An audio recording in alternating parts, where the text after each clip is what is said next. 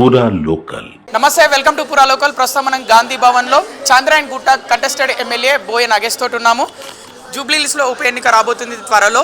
ఖచ్చితంగా మేమే గెలుస్తామని బీఆర్ఎస్ పార్టీ చెప్తుంది. సర్వేలన్నీ మా వైపే ఉన్నాయి, ప్రజలు కూడా మా వైపే ఉన్నారని బీఆర్ఎస్ వాళ్ళు అంటున్న పరిస్థితి. ఏం చెప్తారు మరి?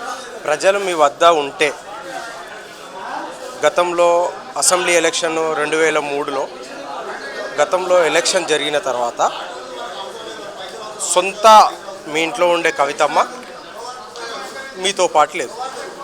మీరు అంటారు ప్రజలు మా దగ్గర ఉన్నారు.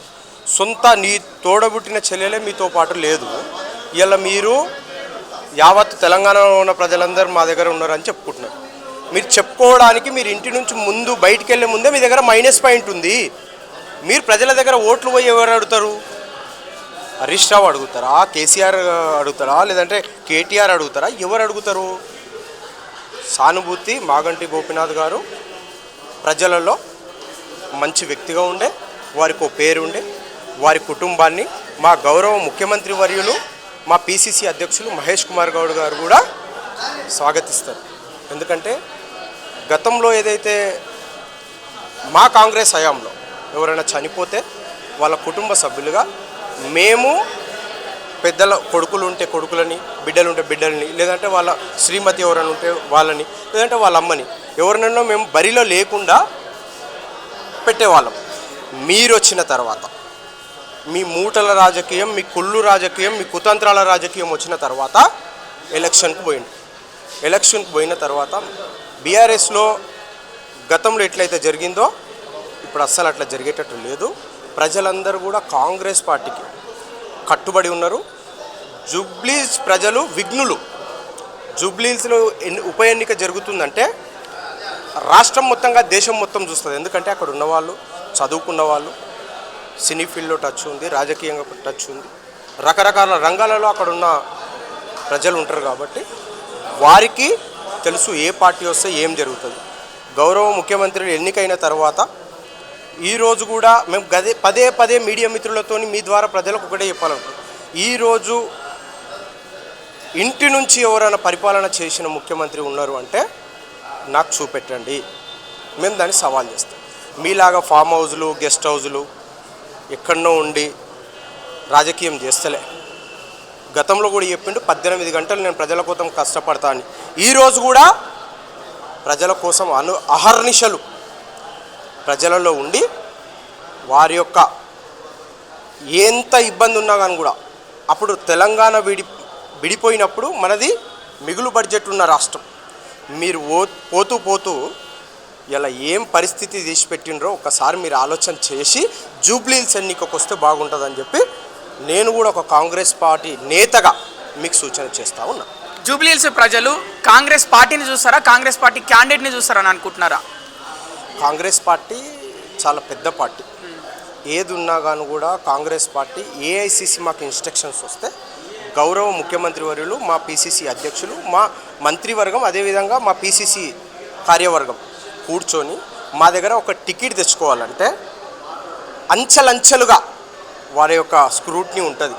వాళ్ళు పార్టీకి ఎంతవరకు పనిచేసిండ్రు, రాజకీయంగా ఎంతవరకు వాళ్ళకు అనుభవం ఉంది, ఇతని ఎమ్మెల్యేగా ఎదిగితే ఆ నియోజకవర్గానికి ఏం చేయగలుగుతాడు, ఇవన్నీ కూడా అబ్జర్వ్ చేసి మా దగ్గర టికెట్ ఇస్తారు.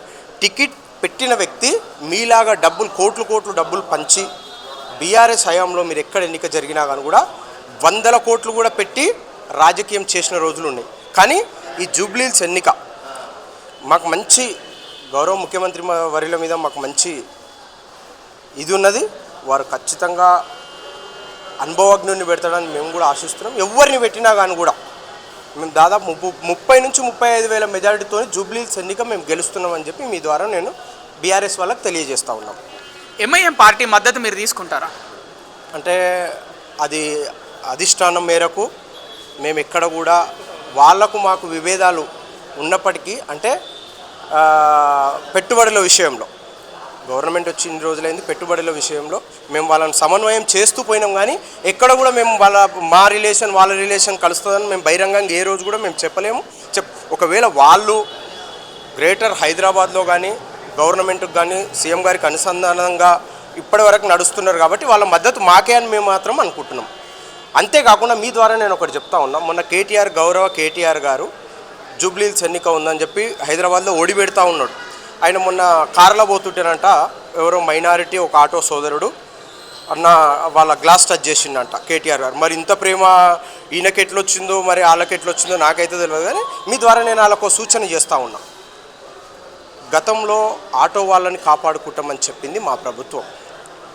సిగ్గు తప్పిన గవర్నమెంట్ బీఆర్ఎస్ వచ్చిన తర్వాత 10 సంవత్సరాలు ఆటోల పర్మిట్ ఉంటుంది. ఆ పర్మిట్ 2 లక్షల రూపాయలకు అమ్ముకున్నది ఈరోజు బీఆర్ఎస్ ప్రభుత్వం కదా. మేము వచ్చిన తర్వాత మా గౌరవ ముఖ్యమంత్రి వర్యులు 60,000 మందికి మేము ఉచిత పర్మిట్ ఇస్తున్నాం ఈరోజు. ఆ పర్మిట్ ద్వారా ఒక ఆటో యాజమానికి 2 లక్షల రూపాయలు ఈరోజు మా ప్రభుత్వం వాళ్ళకు ఉచితంగా ఆటో పర్మిట్ ద్వారా వాళ్ళకు మేము ఈరోజు ఆటో ఇస్తూ ఉన్నాం. ఎవరో ఆటో వాళ్ళు వచ్చి మాకు చెప్పిండ్రు, భయ్యా మేము బతకనీకే కష్టమైపోతుంది అని చెప్పేసి గౌరవ కేటీఆర్ గారు మాట్లాడు. మరి మీకు ఎప్పుడు ఈ సోయి రాలేదా? ఆటో వాళ్ళని కాపాడుకునేది ఇలా కాంగ్రెస్ ప్రభుత్వమా బీఆర్ఎస్ ప్రభుత్వమా? ఇలా కేటీఆర్ గారు సూటిగా సమాధానం చెప్పాలి. సరే నీకు ఇలా ఆటో వాళ్ళు గుర్తుకొస్తుండ్రు, అంతా కార్మికులు కర్షకులు అందరూ గుర్తుకొస్తుండ్రు, ఎందుకంటే నీకు నిద్ర పడతలేదు కాబట్టి అందరూ గుర్తుకొస్తుండొచ్చు. కానీ మీ ద్వారా సూచన చేస్తూ ఉన్నా, మీకు తలుపు తట్టినా కానీ కూడా ఇలా కాంగ్రెస్ ప్రభుత్వానికే గెలుపు ఖాయము. మీకు మీ గ్లాస్ తట్టినా కానీ కూడా కాంగ్రెస్ ప్రభుత్వమే గెలుపు ఖాయము. మీ ద్వారా నేను వాళ్ళకు సూచన చేస్తున్నా, నువ్వు ఏ మొడిపెట్టినా కానీ కూడా ఇంకొక 10 సంవత్సరాలు మాత్రం మీరు అన్నీ మూసుకోవాల్సి. ఇంకా కొంతమంది అదే విషయానికి వస్తే మీడియా మిత్రుల ద్వారా ఇంకో విషయం కూడా నేను తెలియజేయడం ఏంటంటే, గతంలో మా ఎమ్మెల్యేలు కాంగ్రెస్ పార్టీ ఎమ్మెల్యేలు బీఆర్ఎస్లోకి పోయినప్పుడు మేము ప్రతిపక్షాల హోదాలో లేము. మేము ఆ రోజు బాధపడలే. మా కార్యకర్తలను చూసుకొని మా పార్టీని చూసుకొని మేము ఈరోజు ప్రభుత్వాన్ని తీసుకొచ్చుకున్నాం. నీకెందుకబ్బా ఒక దాదాపు మీకు నాకు తెలుసు 10-12 మంది ఎమ్మెల్యేలు పోతేనే నీకు ఇంత బాధ అవుతుంది. మేము ఆ రోజు ప్రతిపక్షాన్ని కోల్పోయినాం, మరి మాకెంత బాధ ఉండాలి? ఇలా నీకు నిద్ర పడతలేదు, ఆకలి అవుతలేదు, మీకు రాజకీయ ఇది లేక మీ బావ ఒక దిక్కు పోతుండు, మీ చెల్లి ఒక దిక్కు పోతుంది, మీ నాయన ఒక దిక్కు ఉన్నాడు, మీ వ్యవస్థనే కరెక్ట్ లేరు, మీరు జూబ్లీ సెలక్షన్ ఎట్లా గెలుస్తారని చెప్పి నేను అడుగుతా ఉన్నా కేటీఆర్ గారు. దయచేసి కాంగ్రెస్ పార్టీ గురించి మాట్లాడే ముందు నికాస్ అయిన ముఖ్యమంత్రి, నికాస్ అయిన పిసిసి అధ్యక్షుడు ఈరోజు కాంగ్రెస్ ప్రభుత్వానికి ఉన్నాడు. ఎక్కడ ఉప ఎన్నిక వచ్చినా కూడా కాంగ్రెస్ పార్టీదే విజయం.